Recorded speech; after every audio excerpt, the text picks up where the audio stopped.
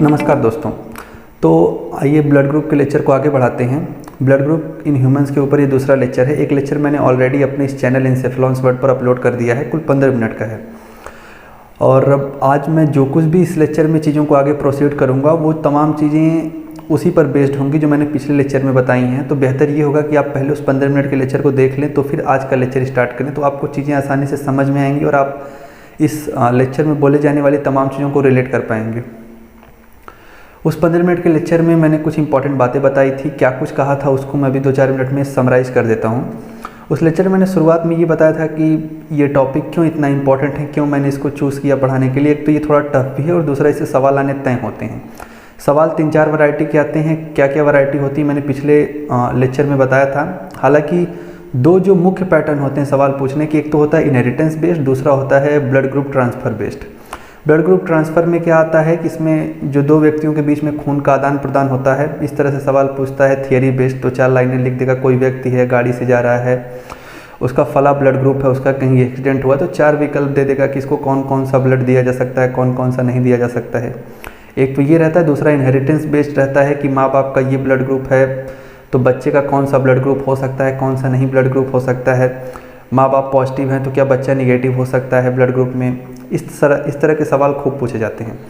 और आज का जो ये पूरा लेक्चर है वो दरअसल इन्हीं दोनों सवालों पर बेस्ड है, इन्हीं दोनों टॉपिक्स पर बेस्ड है। क्वेश्चंस तो खैर आज पॉसिबल नहीं होगा इस लेक्चर में लगवा पाना, तो वो एक आधे लेक्चर बाद हम लगाएंगे। लेकिन हाँ, टॉपिक यही दोनों हैं, ब्लड ट्रांसफ़र वाले और फिर दूसरा है इनहेरिटेंस बेस्ड जो सवाल पूछे जाते हैं, उसको हम पूरी तरीके से आज क्लियर करेंगे। फिर प्रीवियस लेक्चर में मैंने आपको ये बताया था कि एक कार्ल लैंडस्टेन नाम का साइंटिस्ट होता है, कैसे उसका क्या कुछ योगदान रहता है ब्लड ग्रुप में। वो कैसे रातों में जाग करके ब्लड सैंपल्स की जांच करता है, फिर उसको निष्कर्ष निकालता है कि कुल 4 समूहों में 8 ब्लड ग्रुप होते हैं। ये तमाम चीज़ें मैंने बताई थी। और जो इम्पॉर्टेंट बातें उस लेक्चर में मैंने आपको बताई थी वो ये थी कि जो कुछ भी किसी का ब्लड ग्रुप होता है, मान लीजिए किसी का ब्लड ग्रुप ए है, बी है, ओ है या फिर ए बी ब्लड ग्रुप है, तो ये दरअसल होता है उसकी आरबीसी पर प्रेजेंट एंटीजन की वजह से। आरबीसी यानी लाल रक्त कोशिकाएं, जिसको टेक्निकल भाषा में हम इरेथ्रोसाइट्स कहते हैं।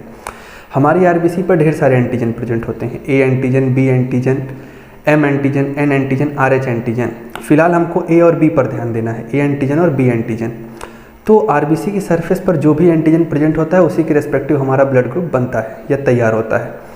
अगर मैं ये कह रहा हूँ कि मेरा ब्लड ग्रुप ए है तो इट मीन्स मेरी आरबीसी की सरफेस पर जो मेरे शरीर की लाल रक्त कोशिकाएं होंगी उनके सरफेस पर ए एंटीजन प्रेजेंट होगा। अगर मेरा ब्लड ग्रुप बी है तो इट मीन्स मेरी आरबीसी की सरफेस पर बी एंटीजन प्रेजेंट होगा। अगर मेरा ब्लड ग्रुप ए ओ है तो इट मीन्स मेरी आरबीसी की सरफेस पर कोई भी एंटीजन नहीं होगा, न ए होगा न बी होगा, क्योंकि ओ का मतलब अमेरिकन इंग्लिश में होता है 0। तो ओ ब्लड ग्रुप इस बात की तरफ इंडिकेट करता है कि number of antigen present on RBC surface is 0। वो 0 में ए और बी को रेफरेंस मान के बोल रहा हूँ कि न तो ए है न बी है, तो ब्लड ग्रुप कहलाया 0। तो इट मीन्स आरबीसी की सरफेस पर जो भी एंटीजन होता है उसी के रेस्पेक्टिव किसी का ब्लड ग्रुप दिखता है। और फिर उसके बाद मैंने ये बताया था कि आरबीसी की सरफेस पर ये जो तमाम एंटीजन होते हैं, ए एंटीजन, बी एंटीजन, इनको बनाने वाला आई जीन होता है। आई जीन यानी आइसो ए ग्लूटिनोजन जीन, जो हमारे 9वें क्रोमोसोम पर बैठा हुआ होता है। उस जीन के कुल 3 एलील होते हैं, क्योंकि हर जीन के कुछ न कुछ एलील होते हैं, तो इस आई जीन के भी कुछ न कुछ एलील होते हैं। इसके 3 एलील हैं, और जैसे ही मैंने कहा कि इसके 3 एलील हैं, इट मीन्स 2 से ज़्यादा हैं, तो ये मल्टीपल एलील का एग्जाम्पल हो गया। वो 3 एलील हैं IA, IB, IO। IA और IB को मैंने डोमिनेंट से लिखा था, IO को मैंने स्मॉल लेटर से लिखा था। IA दरअसल डोमिनेंट है, फंक्शनल है। फंक्शनल होने का मतलब काम करता है, तो इसका मतलब ये आरबीसी की सरफेस पर ए एंटीजन बनाता है। IB भी डोमिनेंट है, फंक्शनल है, तो ये आरबीसी की सरफेस पर बी एंटीजन बनाता है। IO रिसेसिव है, नॉन फंक्शनल है, इस नाते मैंने इसको स्मॉल लेटर से लिखा था। ये कोई आरबीसी की सरफेस पर कोई एंटीजन नहीं बनाता है। अब ए एंटीजन क्या होता है, बी एंटीजन क्या होता है, इसके बारे में मैंने वहाँ आपको कंप्लीट नॉलेज दी थी और एनसीईआरटी के रेफरेंस से आपको समझाया था कि जिस चीज़ को एनसीईआरटी जगह जगह पर शुगर लिखता हुआ चलता है वो दरअसल टर्मिनल शुगर की बात कर रहा है। और एनसीईआरटी को जहाँ एंटीजन या फिर ए ग्लूटिनोजन लिखना चाहिए था वहाँ पर वो शुगर करता है, तो बच्चे के समझ में नहीं आता है कि वो किस शुगर की बात कर रहा है। ऑलिगोसैकेराइड की 8 से 10 यूनिट के शुगर की चेन को या फिर टर्मिनल शुगर की चेन को, तो वो मैं आपका डाउट क्लियर कर देता हूँ। एनसीईआरटी जिस शुगर को लिखता है वो है टर्मिनल शुगर, क्योंकि terminal sugar nature of antigen decide करती है। तो ये कुछ बातें थी। अगर आपको ए एंटीजन बी एंटीजन के बारे में जानना है कायदे से क्या होते हैं, तो आप वो पिछला लेक्चर जरूर देखिए, फिर आपको चीज़ें समझ में आ जाएंगी बिल्कुल। आज लेक्चर को आगे प्रोसीड करते हैं। मैंने आपसे ये कहा था कि आईपीएमटी में एक बार सवाल पूछा था कि our blood group I gene have 3 allele, then what will be the total number of possible genotype. तो अगर कभी भी पेपर में किसी भी कैरेक्टर को, हमारे बॉडी के किसी भी कैरेक्टर के जीन को लिख करके और उसके एलील दे करके पूछे कि कितने इसके पॉसिबल जीनोटाइप होंगे, तो वहाँ पेपर में हमारे पास इतना समय नहीं होगा कि हम बिल्कुल पेन पेपर ले करके हर एक चीज़ को समझ रहे हैं। वहाँ पर एक फार्मूले का आप इस्तेमाल करिएगा, n+1 डिवाइडेड बाई 2। ये फार्मूला आपको अभी स्क्रीन पर दिख जाएगा। इसमें n है नंबर ऑफ एलील। तो जब भी पेपर में आपसे सवाल पूछता है कि our blood group I gene have 3 allele, then what will be the total number of possible genotype, तो वैसे ही आप n की वैल्यू 3 पुट कर दीजिएगा, क्योंकि हमारे ब्लड ग्रुप को कंट्रोल करने वाले आई जीन के 3 एलील होते हैं और इस फार्मूले में n मतलब नंबर ऑफ एलील। तो जैसे ही आप n की वैल्यू 3 पुट करेंगे तो आपका आंसर 6 आ जाएगा, तो 6 पॉसिबल जीनोटाइप बनेंगे। अब एक हालांकि हमारे पास एलील तो 3 हैं, तो एक जीनोटाइप में हम 2 एलील रखेंगे। एक जीनोटाइप में 2 एलील रखने का रीज़न ये है क्योंकि हम डिप्लॉयड हैं, ह्यूमंस जो मानव प्रजाति होती है ये डिप्लॉयड है, तो हम एक जीनोटाइप में 2 एलील रखेंगे और 2 एलील के 6 जीनोटाइप बनेंगे। हाँ, ये हो सकता है वो दोनों एलील एक जैसे हों या अलग अलग हों, दोनों डोमिनेंट हो, दोनों रिसेसिव हों, एक डोमिनेंट हो एक रिसेसिव हो।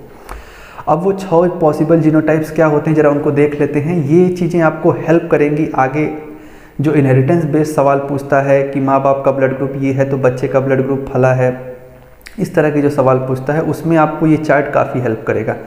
देखिए, मैं आपको चीज़ें डिटेल में बता दूंगा, समझा दूंगा, लेकिन अब समझाने के बावजूद फिर वहाँ शर्त ये होती है कि हमें सवाल कम समय में लगाना होता है। तो इस नाते समझाने के बाद भी मैं आपको कुछ ट्रिक्स वगैरह या फिर वो मेथड्स बताऊंगा जिससे सवाल आपके आसानी से ईजिली सॉल्व हो जाएंगे। तो ये चार्ट है। इस चार्ट में देखिए एक जगह तो 6 जीनोटाइप लिखे होंगे। वो 6 जीनोटाइप क्या होते हैं मैं भी आपको बता देता हूँ। सबसे पहले लिखा होगा IA, ये एक जीनोटाइप है जिसमें दोनों एलील बिल्कुल एक जैसे हैं। फिर नीचे बात करता हूँ, उसके ठीक नीचे IB लिखा होगा, उसके नीचे IB, उसके नीचे IO। 4 हो गए। 5वां 6वां जो होता है वो भी उसी ब्लड ग्रुप को जनरेट करता है जिसको IA और IA जनरेट करते हैं और IB और IB जनरेट करते हैं। तो IA के बगल में मैंने लिखा है IO और IB के बगल में मैंने लिखा है IO। इस तरह से कुल 6 जीनोटाइप हो गए। आप पेन पेपर लेकर के अगर सॉल्व करेंगे, चीज़ों को समझेंगे, तो आप भी पाएंगे कि 6 से अधिक नहीं होते हैं। अगर 6 से अधिक जीनोटाइप आपके आ रहे हैं तो मतलब वो गलत है, 6 ही होते हैं। तो अब जरा पहली बात करते हैं पहले जीनोटाइप की, जो है IA और दूसरा जो है IO।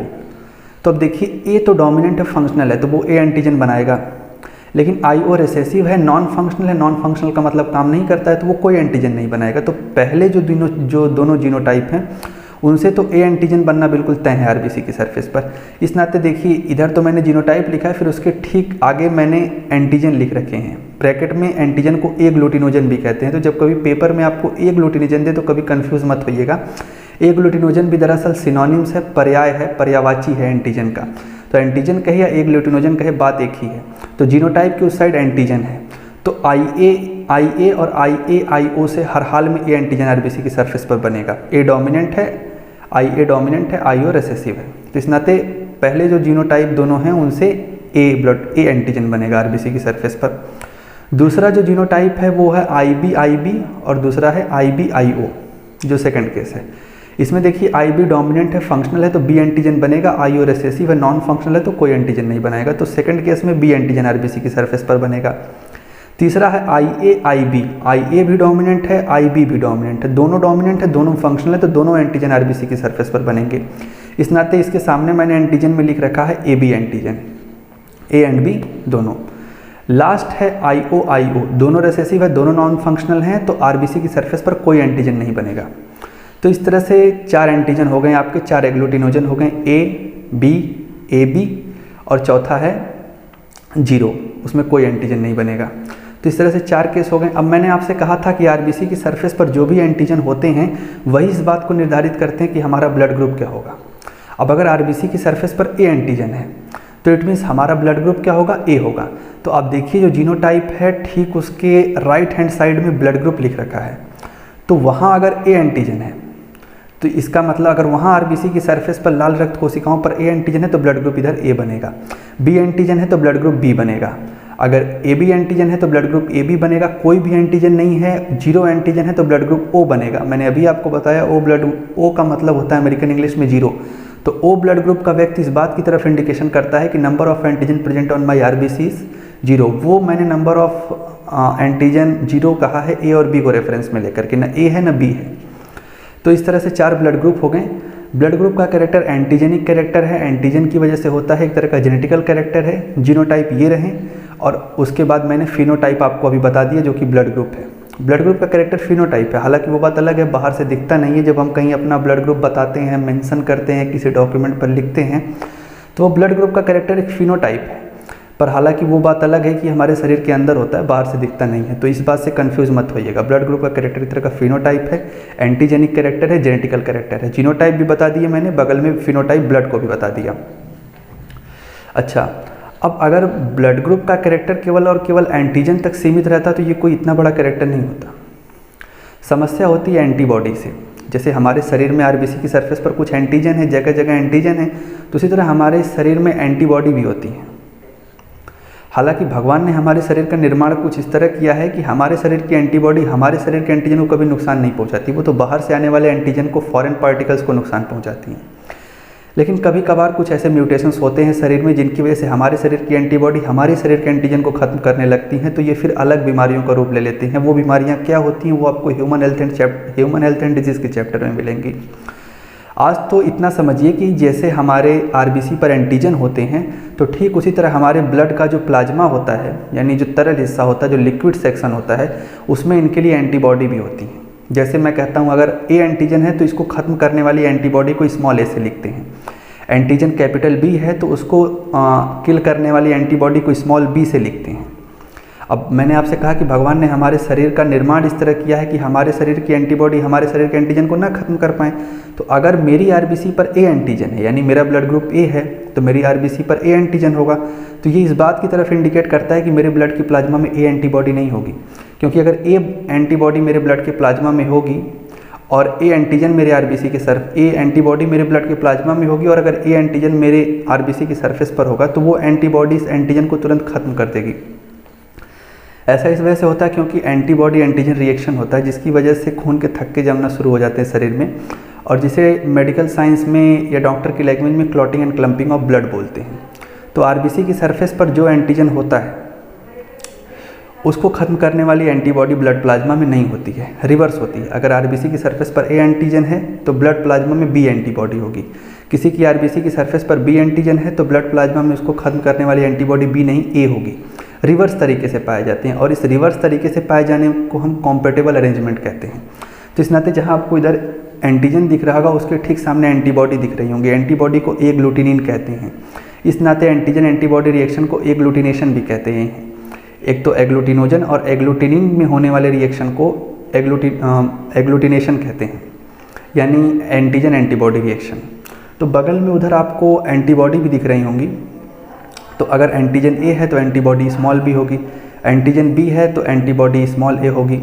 अगर ए बी है, यानी किसी की आरबीसी सरफेस पर ए एंटीजन भी है और बी एंटीजन भी है, तो उसकी ब्लड के प्लाज्मा में कोई एंटीबॉडी नहीं होगी। क्योंकि अगर कोई भी हो गई, ए हो गई या बी कोई सी भी हो गई, तो वो इस आरबीसी के सरफेस पर प्रेजेंट एंटीजन को निपटा देगी।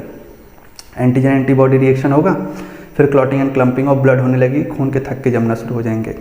चौथा केस है ओ ब्लड ग्रुप का, जब कोई एंटीजन नहीं है आरबीसी की सरफेस पर। जब कोई एंटीजन नहीं तो कोई खतरा ही नहीं एंटीजन एंटीबॉडी रिएक्शन होने का, तो ब्लड के प्लाज्मा में भगवान ने दोनों एंटीबॉडी रख दी, ए और बी दोनों। यही चीज़ें हैं, ये चार्ट है। ये चार्ट आपको इनहेरिटेंस के जो भी सवाल होते हैं उनको सॉल्व करने में बहुत हेल्प करेगा, क्योंकि इससे आपको जीनोटाइप तो पता चल जाएंगे। अगर किसी का ओ ब्लड ग्रुप है तो आपको इतना तो कन्फर्म हो जाएगा कि अवश्य उसका जो जीनोटाइप होगा IO होगा। इस तरह की कुछ इन्फॉर्मेशन आप निकाल सकते हैं। ए बी में थोड़ा कन्फ्यूजन रहेगा कि दोनों में से कौन सा होगा, जब तक कुछ क्लियर नहीं हो जाता है। तो इस चार्ट को आप बना लीजिएगा और अपने पास रखिएगा। ये आपको जो भी इनहेरिटेंस बेस्ड सवाल होते हैं उनको कदम कदम पे सॉल्व करने में बहुत हेल्प करेगा।